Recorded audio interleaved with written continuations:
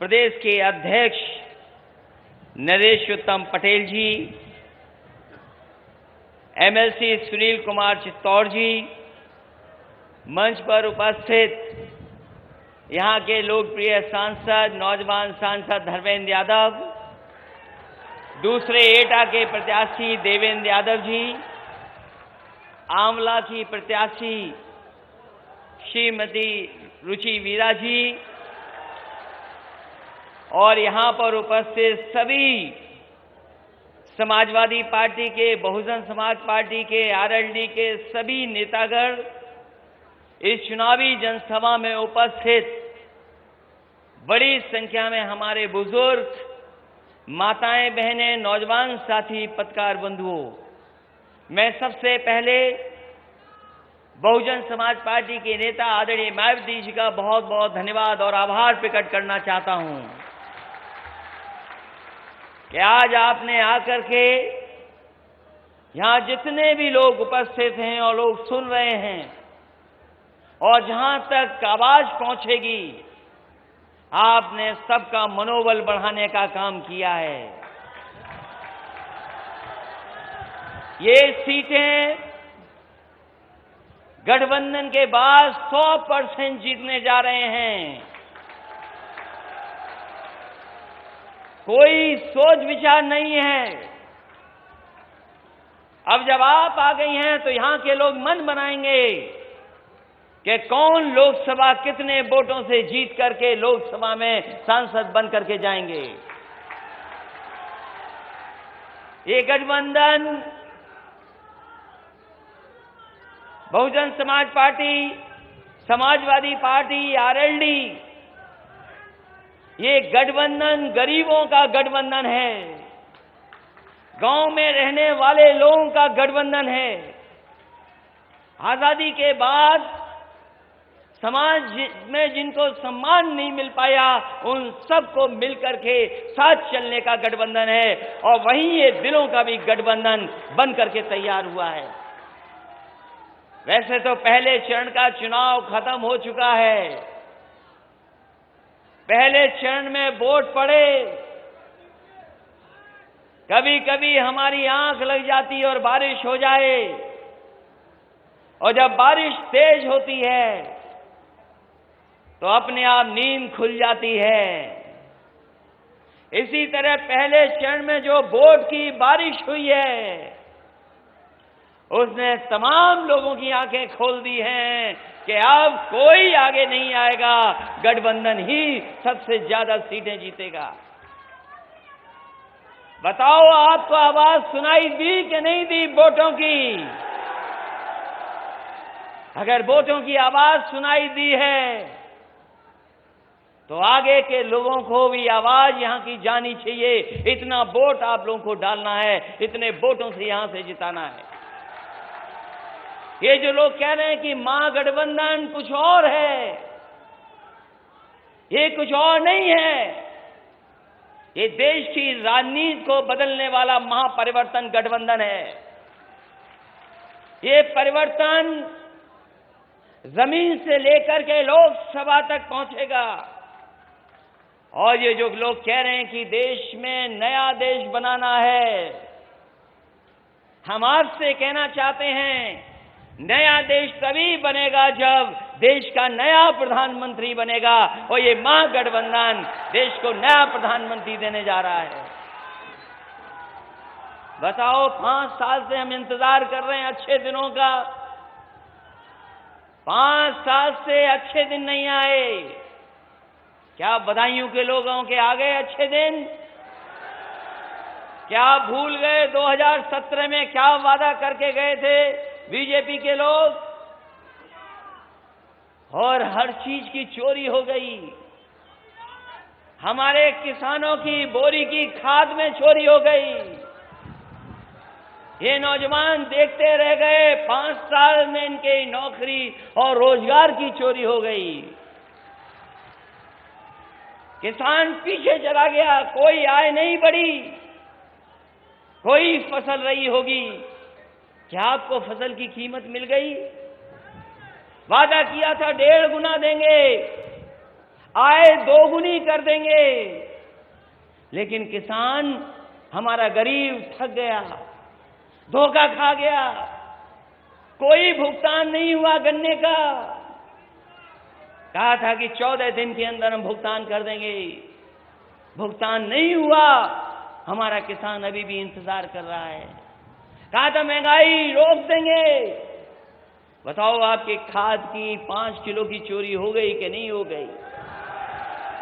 ये जो अकाउंटों में पैसा आ रहा है वही है जो 5 किलो आपकी बोरी से खाद निकाली गई है, वही पैसे भेजे जा रहे हैं। कोई नया फैसला नहीं है। कभी चाय वाला बनकर के आए थे हमारे बीच में, चाय बनकर के आ गए, और अब कह रहे हैं कि हम चौकीदार बनकर के आ रहे हैं। ये आवाज हमें सुनाई दे रही है जो कह रहे हो आप, लेकिन हम कहना नहीं चाहते। हम आपसे निवेदन करना चाहते हैं, चाय अच्छी नहीं थी और बिना दूध के चाय कैसे बन जाएगी अच्छी, इसका कौन हिसाब किताब देगा? इसलिए अगर आपने मान लिया कि धोखा मिला है, तो इस बार चौकीदार की चौकी छीनने का काम करना। हमारे बाबा मुख्यमंत्री का आदरणीय महर्षि ने बता दिया कि भगवानों की भी जात बता दी इस बार हमारे आदरणीय बाबा मुख्यमंत्री जी ने। हर भारतीय जनता पार्टी का नेता हमारे आपके भगवान हनुमान जी की जाति बता रहा था। कोई कुछ बता रहा, कोई कुछ बता रहा। इस बार इनसे भगवान भी नाराज हैं, ये बच नहीं पाएंगे उनसे भी। वो भी भगवान हनुमान अपना गधा लिए के खड़े हैं। आने दीजिए चुनाव, एक एक वोट गठबंधन पे पड़ने जा रहा है। इसलिए काम के मामले में यहां के लोगों को भरोसा है। काम तभी हुए होंगे जब सपा बसपा सरकार आई है। हमें अपना प्रमाण पत्र नहीं देना काम का। आप जानते हैं, जब कभी सपा बसपा आई होगी, यहां पर काम हुआ होगा। सड़कें बनी, पुल बने, बिजली का इंतजाम हुआ, मेडिकल कॉलेज भी बन करके तैयार हो गया और सुविधाएं मिलने लगी। लेकिन सब सुविधाएं रोक दी भारतीय जनता पार्टी की सरकार ने। वो पेंशन मिलती थी, वो भी रुक गई, और इसलिए पेंशन रोक दी क्योंकि सपा और बसपा के लोग, उनकी सरकारें गरीबों को पेंशन देती थी, वो पेंशन रोक दी और धोखा देने का काम किया है। इसलिए मैं आपसे निवेदन करने आया हूं, अपील करने आया हूं बदायूं के लोगों से। निवेदन और अपील करने आया हूं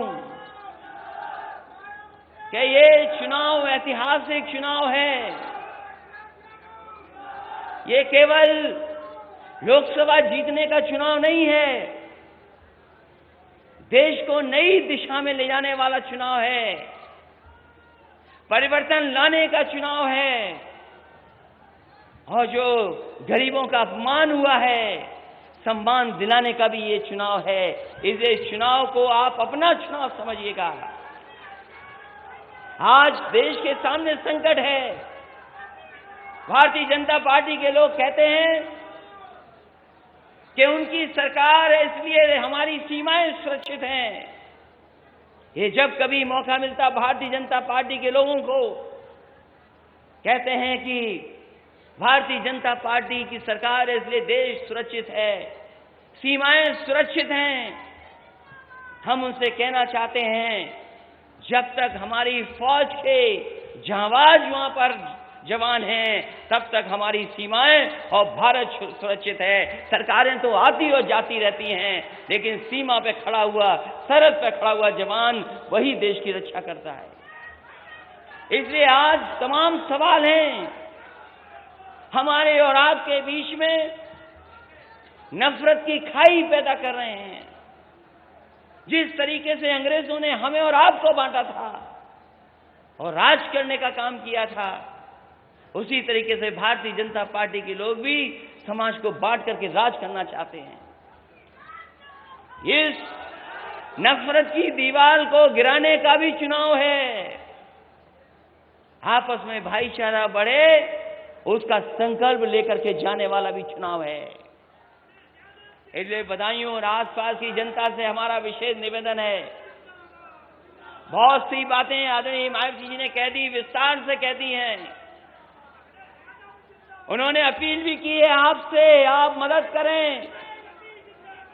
उन्होंने अपील की और एक बार अपील नहीं की, 2 बार अपील की है।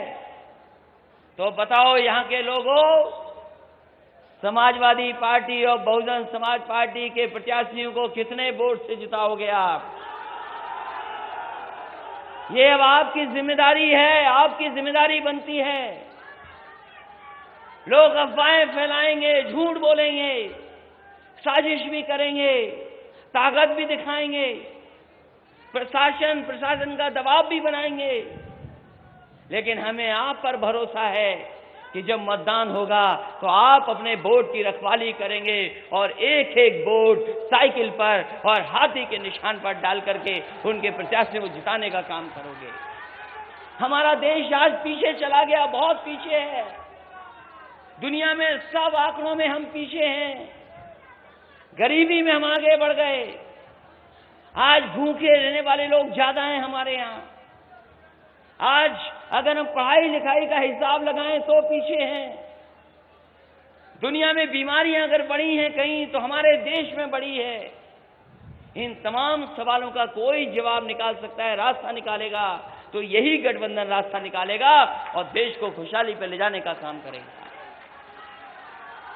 वैसे तो बहुत सड़कें बनी, दूरियां चाहे जितनी हो बदायूं से,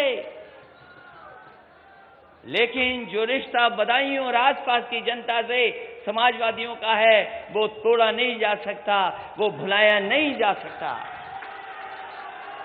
कल भी जब दूसरे तरह की हवाएं चल रही थी, उस समय भी यहां की जनता खड़ी होकर के समाजवादियों की मदद की थी। और इस बार तो हम और बहुजन समाज पार्टी मिल गए हैं। अब वोट की कहां कमी है आपके पास? हर वर्ग के लोग आपके साथ खड़े हैं, आपके फैसलों को पसंद करते हैं, आपके कामों को पसंद करते हैं। इसलिए बताओ, सब मिल करके मतदान करोगे कि नहीं करोगे आप? इन्हीं शब्दों के साथ मैं सभी किसान भाइयों का, नौजवान साथियों का, आप सबका धन्यवाद देता हूं। इस उम्मीद, इस भरोसे के साथ जो एक एक वोट के लिए मांग की है, एक एक वोट आप समाजवादी और बहुजन समाज पार्टी के प्रत्याशियों को दे देना और ऐतिहासिक जीत दिला देना। यही निवेदन, यही अपील करने आया हूं। ये वो धरती है जहां से आपस में भाईचारे का संदेश जाता है। संतों की धरती है, हमारे छोटे सरकार की धरती है। अभी तमाम लोग हैं जिनको बहुत सी जीवन में खुशहाली नहीं मिली है। ये भाईचारे का पैगाम देने वाली जमीन है। हमें उम्मीद है कि सब मिलकर के एक साथ वोट डाल करके ऐतिहासिक जीत दिलाएंगे। बहुत बहुत धन्यवाद। आप सबको बहुत बहुत बधाई। इस ऐतिहासिक कार्यक्रम के लिए भी बधाई। जो हवाएं तेज चल रही हैं और हवा तेज चला दो आगे तक, जिससे कि आगे वाले भी जान जाएं कि पीछे से गठबंधन जीतते आ रहा है। और जब परिणाम निकलेगा पूरा, तो सबसे ज्यादा गठबंधन की सीटें निकलेंगी। बहुत बहुत बधाई, बहुत बहुत धन्यवाद। और सीधी तस्वीरें आप देख रहे हैं बदायूं से, जहां पर गठबंधन रैली का आयोजन किया गया है और सपा अध्यक्ष अखिलेश यादव यहां पर जनता को संबोधित कर रहे थे। गठबंधन के बाद उन्होंने कहा कि 100% जीतने जा रहा है गठबंधन और जीत पक्की हो गई है। उन्होंने कहा कि गरीबों का गठबंधन है, साथ चलने का गठबंधन है और ये दिलों का गठबंधन है। और इसके बाद अब जीत पक्की हो गई है। एक ऐतिहासिक जीत यहां पर गठबंधन दर्ज करने वाला है। और इस दौरान उन्होंने कांग्रेस और बीजेपी पर भी जमकर निशाना साधा। उन्होंने कहा कि बीजेपी और कांग्रेस की सरकार में कोई भी काम नहीं हुआ है और सपा और बसपा की ही सरकार में यहाँ पर विकास का कार्य हुआ है। इससे पहले बीएसपी सुप्रीमो मायावती ने जनता को संबोधित किया और इस दौरान उन्होंने सीएम योगी आदित्यनाथ के बली और बजरंग बली वाले बयान पर भी जवाब दिया। उन्होंने कहा कि हमारे अली भी हैं और बजरंग बली भी हैं।